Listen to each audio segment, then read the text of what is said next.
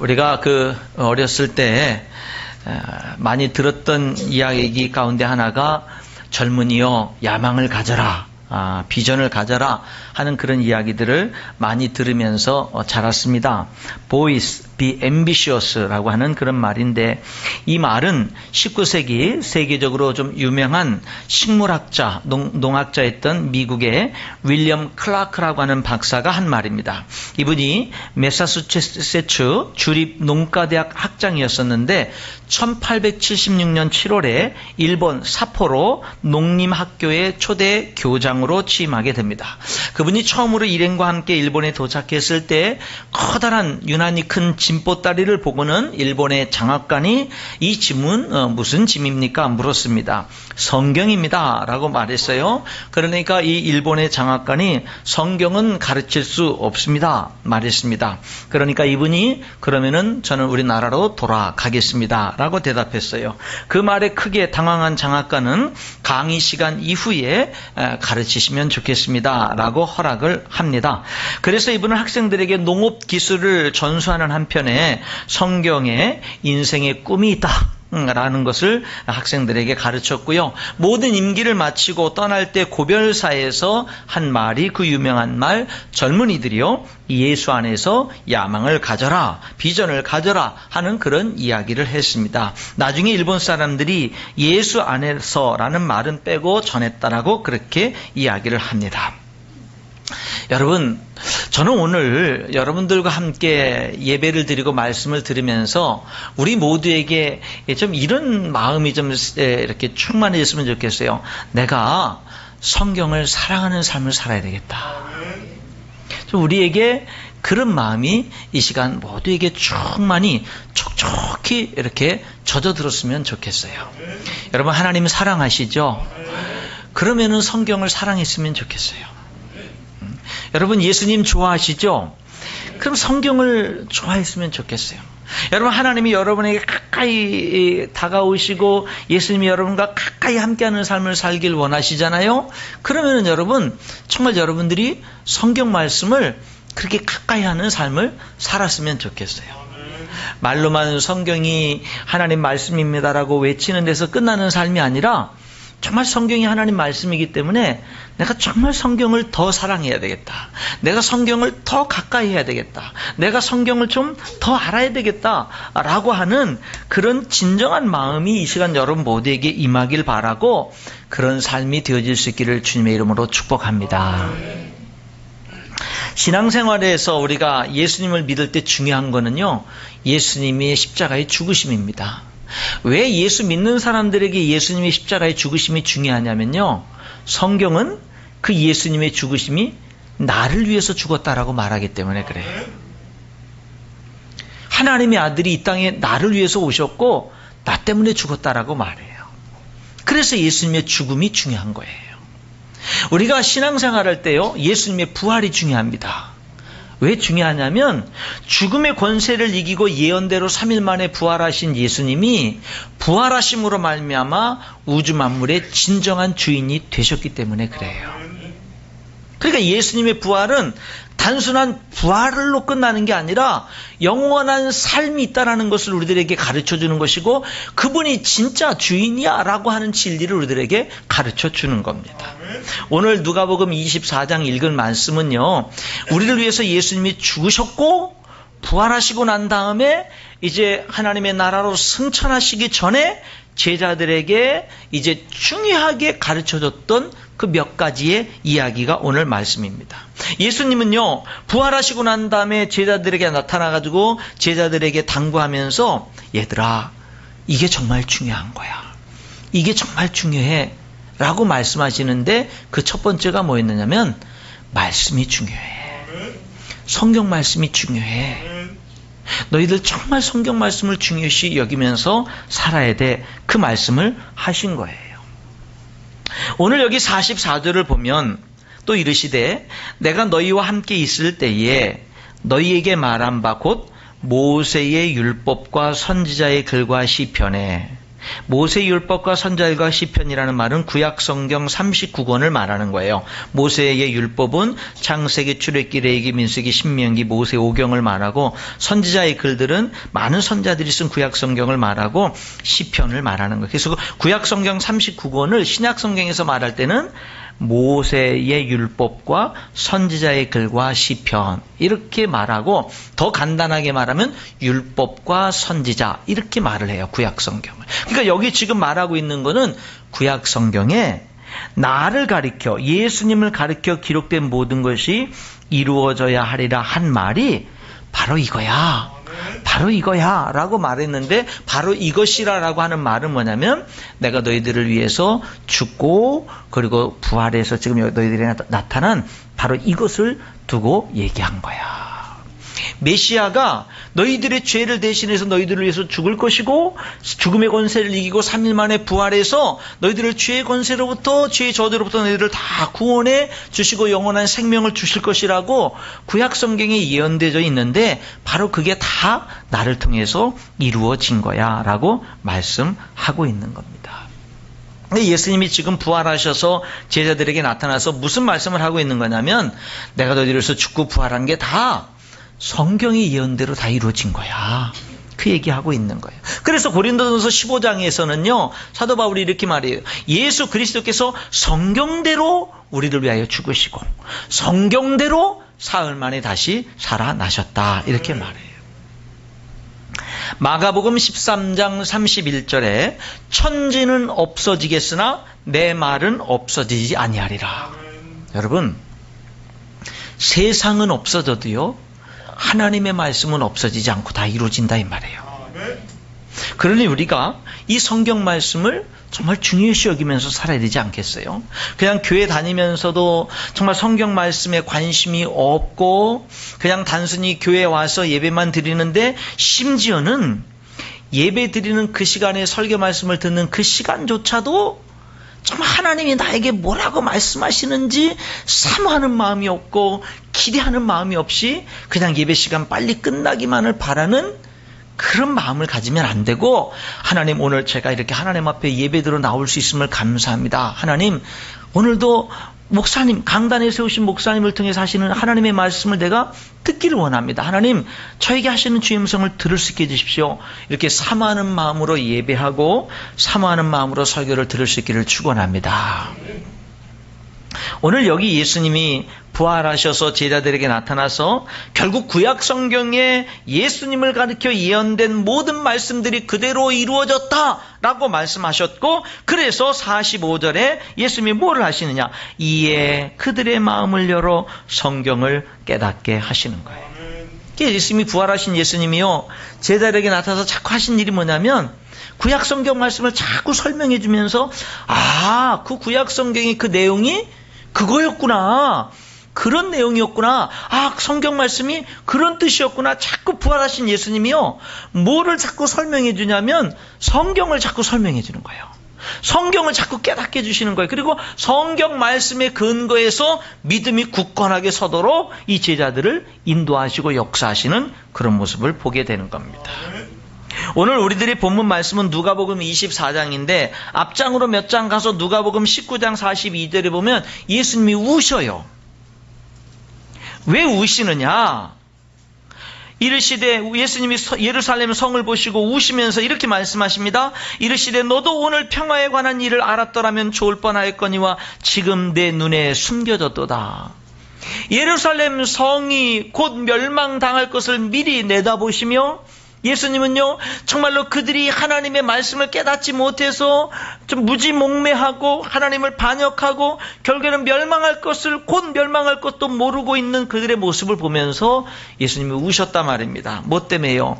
지금 내 눈에 숨겨졌구나. 너희들이 지금 아직 보지 못하는구나. 알지 못하는구나. 누가복음 24장에 가면 부활하신 예수님이요, 이제 예수님이 부활했다는 소식을 듣고는 믿지 못하고 예루살렘에서 엠마오로 내려가는 두 제자에게 예수님이 나타나십니다. 그리고는 그 두 제자와 함께 부활하신 예수님이 같이 걸어가요. 근데 여러분, 이 두 제자가 자기와 함께 얘기하면서 걸어가시는 그분이 부활하신 예수님인지를 몰라요. 성경은 이렇게 말합니다. 누가복음 24장 15절 16절에 예수께서 가까이 이르러 그들과 동행하시나 그들의 눈이 가리워져서 그인 줄 알아보지 못하거늘. 왜 예수님인 줄 몰라보냐면 눈이 가려져서. 그래서 예수님이 그들과 이야기를 나누시면서 구약 성경에 예수님을 가리켜 예언된 성경 말씀을 설명하시고 해석해주고 이렇게 쭉 설명하니까 그때서야 그들의 눈이 밝아져서 아, 이분이 예수님이구나 라는 것을 그때야 알아보게 됐습니다. 여러분, 재미있는 이 엠마오 두 제자와 예수님과의 만남에서 재미있는 사건이 뭐냐면요, 예수님이 이 두 제자에게, 예수님의 부활을 믿지 못하는 두 제자에게 예수님이 정말 부활했다라는 것을 지금 확신시켜 주는데, 여러분, 쉬운 게 뭐냐면 짜잔 하면 쉬워요. 그렇잖아요?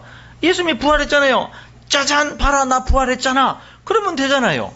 도마에게 나타나셔서 십자가에 못 박힌 손 보여주고 창에 찔린 허리를 보여주면서 믿음 없는 자가 되지 말고 믿는 자가 되라 말씀하신 것처럼 여기 엠마오로 내려가던 두 제자에게도 짜잔 하면서 부활하신 모습을 보여주면 예수님 진짜 부활하셨네? 이렇게 그들이 확신할 수 있을 텐데, 부활하신 모습은 드러내지 않고요, 구약 성경을 자꾸 설명해 주면서 봐라, 메시아가 올 거라고 예언됐지, 메시아가 너희들의 죄를 대신해서 죽을 거라고 예언됐지, 그 메시아가 죽음의 권세를 이기고 3일 만에 다시금 부활할 거라고 예언됐지, 자 봐, 구약 성경에 이렇게 메시아가 너희를 위해서 죽으시고 부활할 것이 예언돼 있잖아. 예수님이요, 부활하신 예수님이 이 제자들에게 부활을 확신시켜 주는데 성경을 가지고 설명해 주면서 확신시켜 주는 거예요.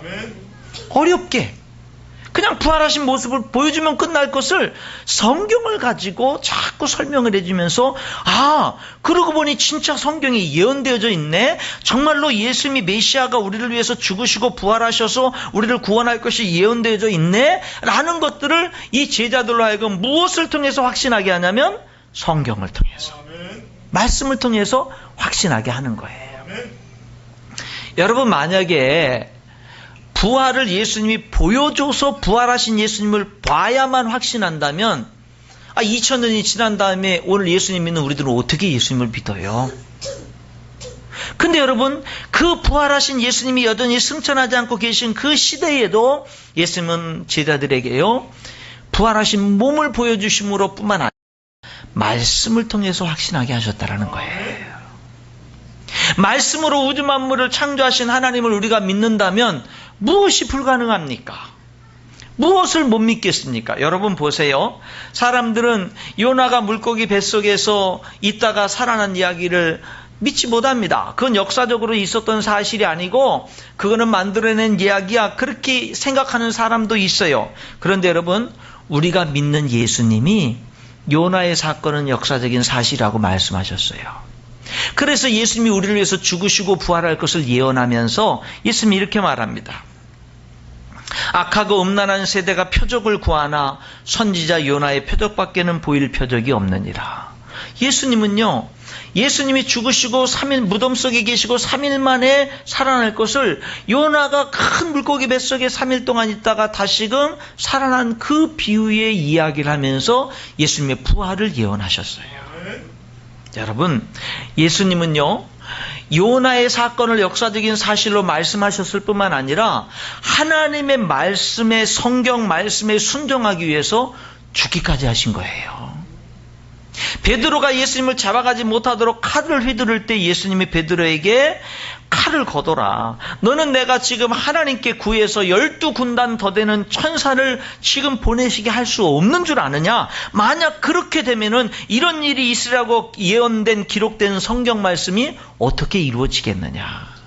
예수님은요, 하나님의 말씀이 이루어지도록 예수님은 생명까지 내놓으시면서 순종의 길을 걸어 가셨습니다. 여러분, 우리도요, 이 하나님의 말씀에 순종하는 삶을 살아야 됩니다. 여러분, 하나님의 말씀을 이용하는 사람이 아니라 하나님의 말씀을 순종하는 삶을 살아갈 수 있기를 축원합니다. 하나님의 말씀, 이 성경이요, 하나님이 우리에게 주신 최고의 선물이라고요. 여러분, 이 성경에 관심 가지시기 바랍니다. 성경을 읽으세요. 한번 성경을 근데 읽다 보면 무슨 말인지 잘 모르죠. 그렇죠? 무슨 말인지 모르잖아요. 그래도 무슨 말인지 몰라도 계속 읽어 나가시고 읽다가 아는 말만 가지고 은혜 받으세요. 아는 말만 가지고.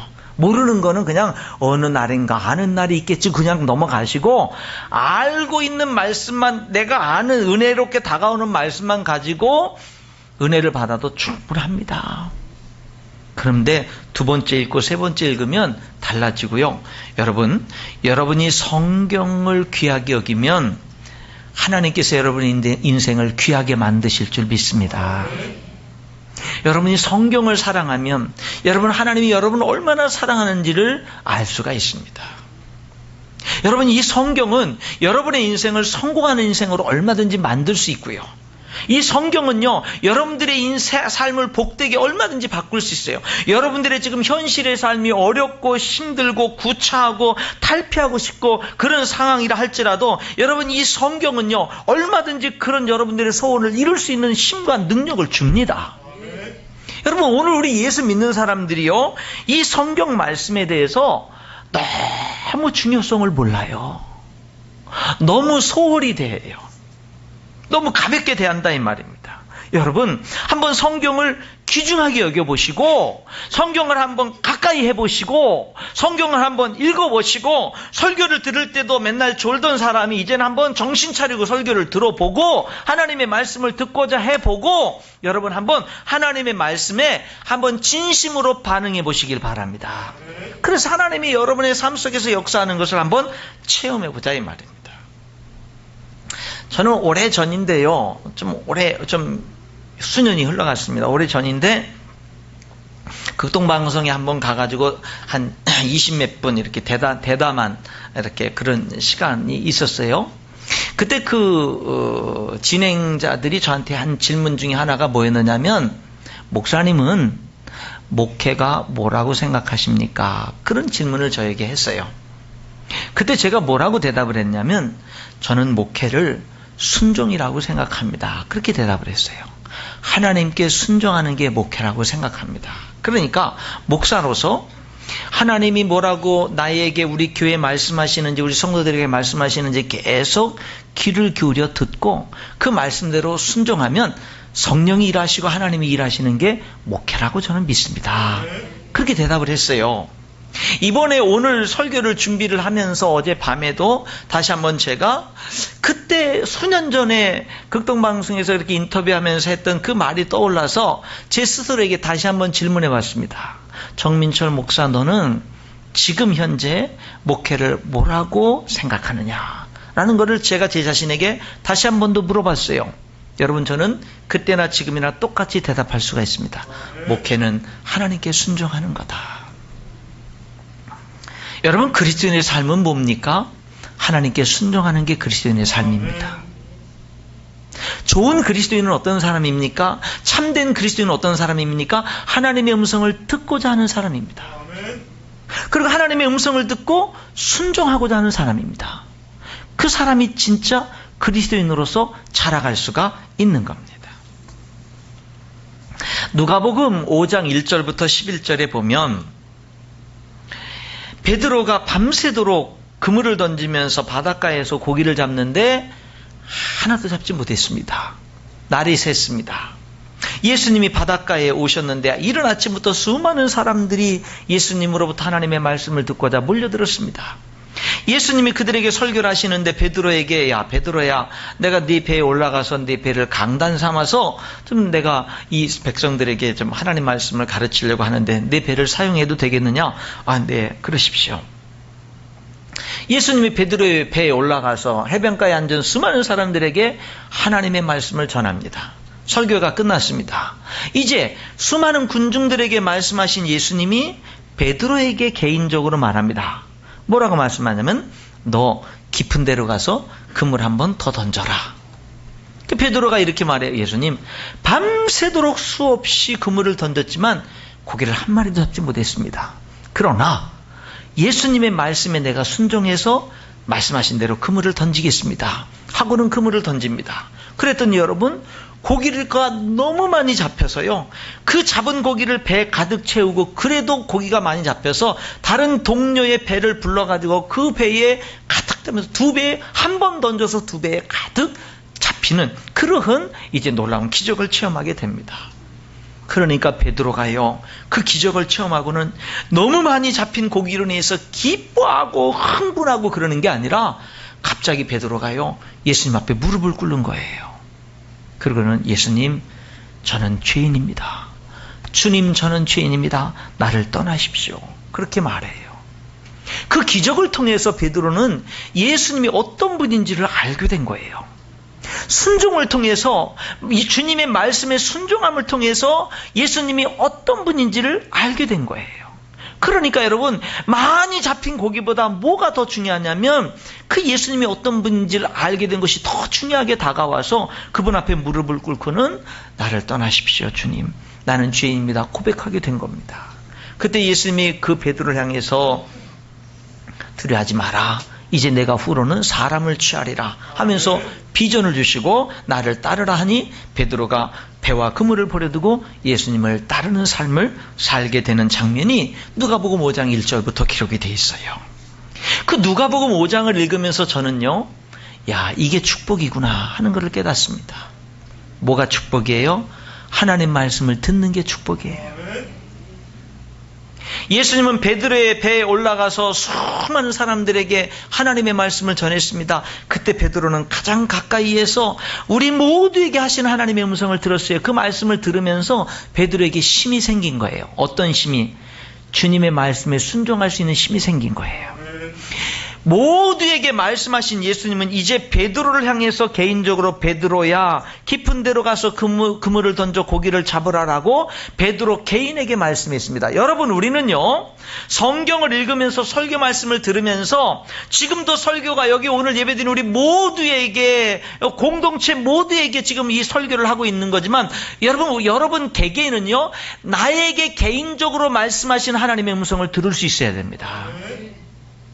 내게 하시는 하나님의 음성을 들을 수 있어야 돼요. 듣고자 해야 돼요. 들어야 됩니다. 여러분, 하나님의 말씀을 들으면요, 비전이 생겨요. 힘이 생깁니다. 소망이 생겨요. 평강이 옵니다. 기쁨이 생겨요. 여러분, 하나님의 말씀은 우리를 살게 해요.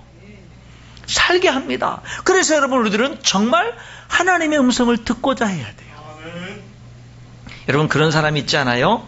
어떤 사람의 말을 자꾸 들으면 괜히 기운 빠지고 자꾸 부정적이 되고 자꾸 우울해지고 그러는데, 어떤 사람 말을 들으면 자꾸 소망이 생기고 힘이 생기고 용기가 생기고 그러지 않아요? 하나님의 말씀은요, 우리의 삶을 소생시켜요. 우리의 삶을 살게 하고 힘을 준다 이 말입니다. 하나님의 음성을 들어야 돼요. 하나님의 음성을. 특별히 어떤 음성을? 내게 하시는 하나님의 음성을 들어야 돼요. 그게 복이에요. 내게 하신 하나님의 음성을 듣고 그 말씀에 순종하는 게 복이에요. 뭐가 복이에요? 말씀을 듣는 게 복이고 순종하는 게 복입니다. 여러분, 베드로는요, 주님의 말씀을 듣고는 주님, 밤새도록 그물을 수없이 던졌지만 하나도 못 잡았습니다. 그러나 주님이 말씀하셨으니 주님의 말씀에 순종해서 내가 그물을 던지겠습니다. 예수님의 말씀에 순종했더니요, 2배에 가득 차게 고기를 잡게 됐습니다. 뭐가 복이에요? 순종하는 게 복이에요.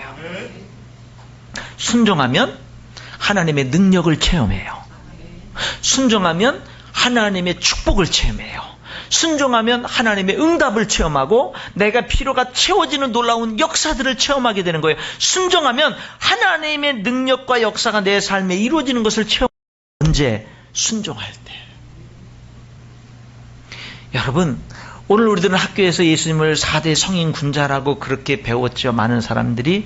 그런데 그 예수님이 주님이신 것을 알고 나의 주님이라고 고백하는 사람들이 복된 사람인 줄 믿습니다. 예수님을 향해서 주님이라고 고백하는 사람이 복된 사람인 거예요.